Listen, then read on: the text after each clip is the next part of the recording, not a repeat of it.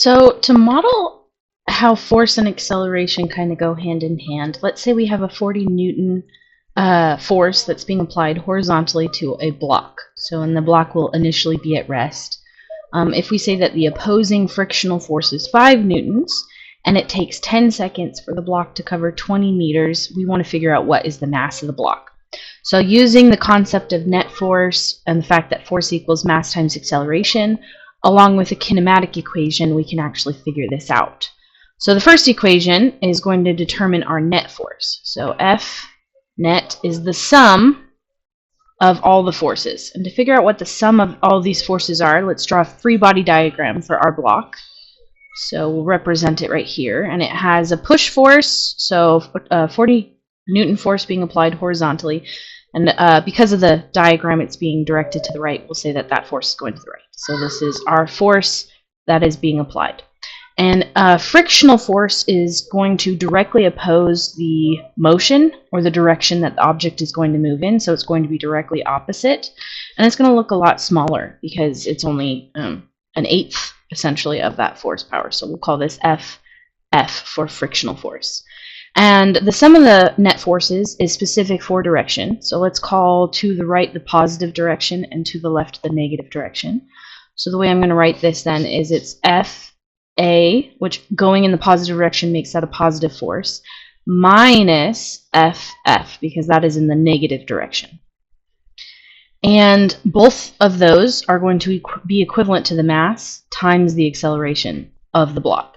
And this is actually how we're going to figure out how much mass the block is. So using the kinematic equation, x final equals x initial plus v initial delta t plus 1/2 a, this is also delta t squared. We can then figure out exactly how much mass this block is by solving this equation for acceleration. Because we're looking for overall distance, or essentially we've been given that it covers 20 meters as an overall distance, we can set our initial coordinate system however we want. So we can say that the block starts at some origin, x equals 0. So the initial value can go to 0. We don't actually account for it. And also because the problem has told us it's initially at rest, our initial velocity is also 0. So it simplifies the equation quite a bit. We get x final equals 1/2 the acceleration times the change in time squared. And then I'm just going to solve this equation for the acceleration. So the acceleration is equal to 2 times x final divided by the time squared. And then this equation I'm going to plug into my force equation up here. So I get that the force that's being applied minus the frictional force is equal to the mass, and instead of writing acceleration, I'm going to substitute in what I've just found acceleration to be. So it's 2, the position, final position, and the change in time squared. And then one final step, I'm going to solve this equation for m. So essentially I'm going to multiply the time squared and I'm going to divide the 2t. So I get time squared applied force minus frictional force, all divided by 2 times the position. And again, that's equal to the mass.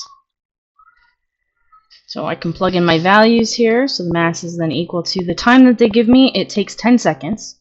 So this is 10 seconds squared.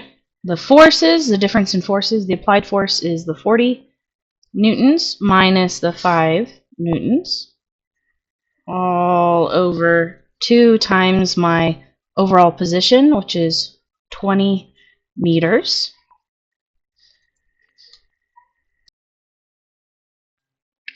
So I can kind of simplify a lot of this here, but I'm going to exchange some of the notation real quick. It is important to note that 1 Newton is equal to 1 kilogram meter per second squared.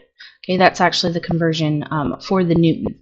So we often use that for in terms of force. We remember force equals mass times acceleration. Well, what is mass? Mass is in kilograms. What is acceleration? It's meters per second squared.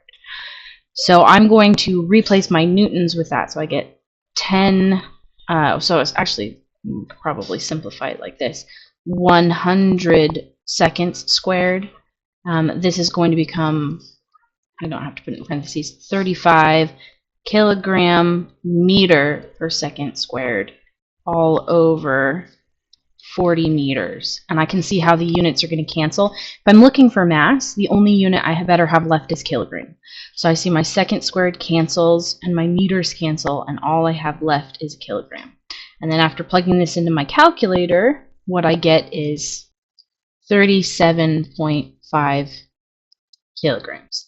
Now you can use the same set of equations to figure out maybe if they gave you some different information, like maybe say they didn't give us the amount of time it takes, they gave us the mass of the block, it say how long would it take to travel 20 meters, we could use the same set of equations, but solving for time, evaluate the same scenario. So this tells us a lot about how objects move.